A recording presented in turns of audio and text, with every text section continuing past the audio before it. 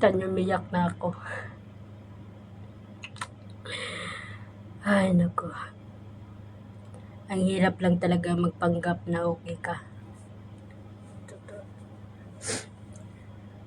Ang bigat talaga ng araw ko ngayon. Hindi ko may paliwanag kung bakit. Kahapon pa ito nagsimula, pero ngayon ang lala. Ang lala. Buti na lang nairaos ko yung trabaho ko ngayon. Na wala sila. Buti na lang yung mga amo ko ay kumakain sila sa labas. Tinapat nila na wala ako sa mood. Kumain sila. Napapansin kasi nila kahapon na hindi ako lumabas, as in, hindi ako kumain, hindi ako kumuha ng pagkain sa kusina, as in, nagmukmok lang talaga ako sa kwarto. Kumuha tubig-tubig lang. Buti na lang may tubig ako naka-stock dito sa kwarto ko. So, walang labasan. Tapos napapansin ni Lola na kinatok ako ni Lola gabi na mga 6 kasi napansin niya napansin siguro niya bakit hindi pa ako nauwi. Akala kasi ni Lola lumabas ako nag-day off. So nag-day off ako kahapon guys. Pero hindi ako lumabas kasi nga wala ako sa mood lumabas. Actually magpa-adjust sana ako kahapon pero hindi ko tinuloy kasi nga wala talaga akong gana, as in. Nabuburn out talaga ako sobra. Kahapon higa lang ako, nood ng Netflix, tapos iyak naman. Paulit-ulit ng buong maghapon.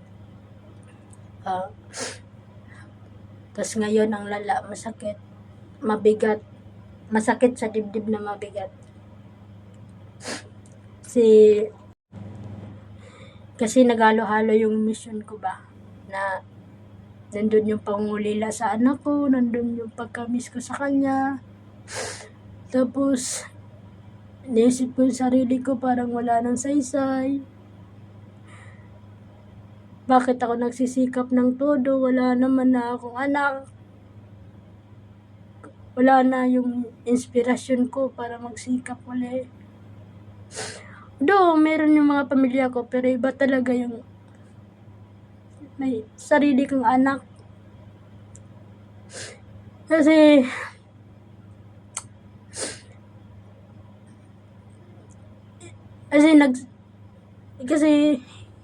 nung buhay pa kasi yung anak ko, nag-invest ako para sa kanya na yung sa impito.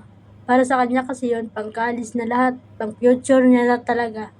Tapos ngayon, nag-chat siya, nagpa-remind sa akin ba, may kano na yung ano ko doon, yung pera ko doon, gano'n. Kaya naiyak ako kasi nga naalala ko yung nag-apply ako dahil nga para sa kanya yun eh. Para sa kanya yun eh, para sa future niya.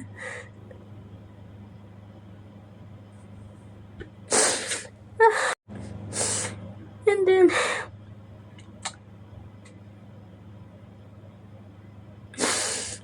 wala naman siya, wala na. Kinuha na siya. Nangiksi lang ng panahon kasama ko siya. Kasi nga, umalis na ako. Pumunta na ako rito. Akala ko kasi gagaling siya. Grabe yung gastos ko. Ang tiniis.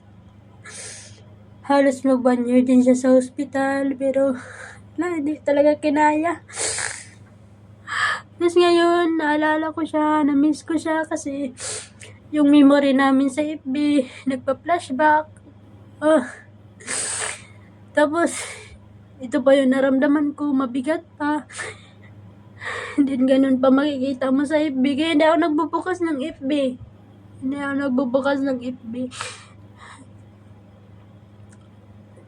Nung nakita ko yung memories namin, hindi ako nagbubukas ulit. Kasi masakit sa dibdib.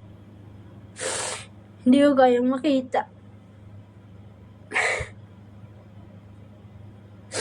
Sa totoo lang, ngayon lang ako naglabas ng ganito dito sa TikTok. Kasi, nakikita naman ng Panginoon yung lagi akong umiiyak sa Kanya. Pero habang buhay din siguro, habang buhay ko nadala-dala yung sakit. Hanggat nabubuhay ako, dala ko yung sakit.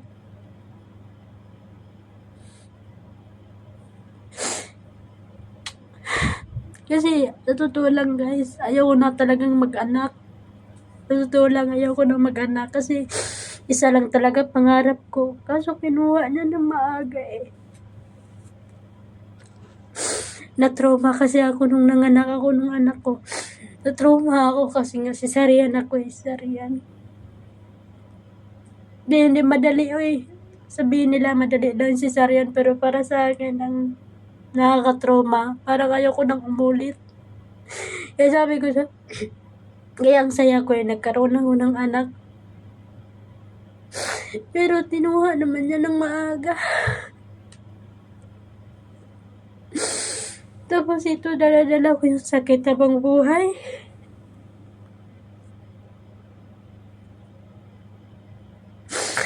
Ngayon ito talagang araw na mabigat. May araw naman na okay ako, na natanggap ko. Kasi nandun na sa langit. Pero,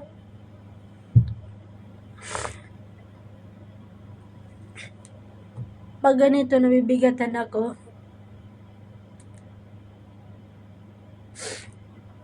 halos sa isang buwan, maraming beses akong umiiyak.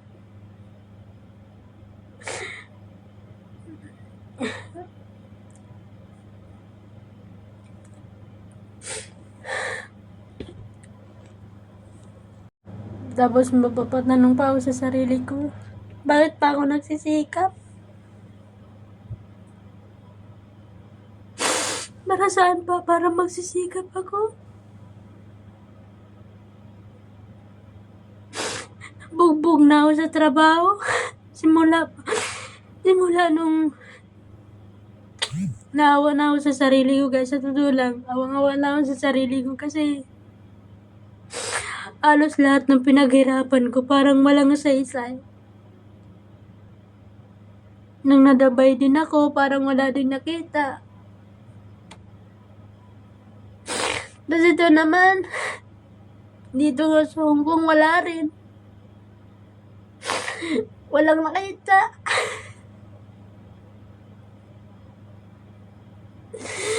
Mag-isang taon na dito sa Hong Kong pero dahil nga na-hospital yung anak ko, ang dami kong utang. Tapos ngayon bumalik ako para bayaran yung utang.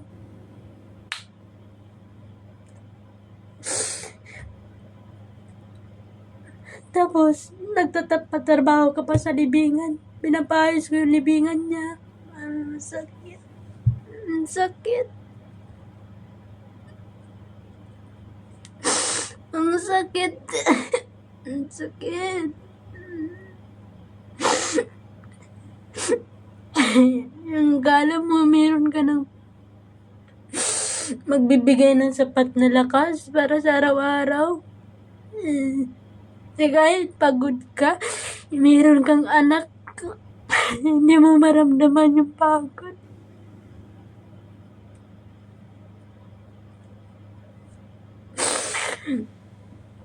Dati, nung okay pa siya, nasa hospital siya, basta makita ko lang talaga yung ngiti niya, tapos masaya siya kapag binibilan ko na siya ng makdo. Ay.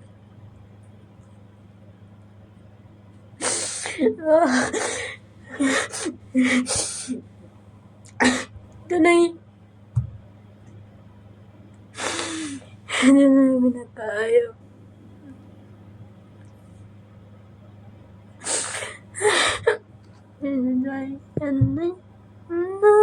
Pagod na dito na. Gusto ko nang sunod sa'yo dyan. Ayoko nang ganito bang buhay. Dala-dala yung sakit.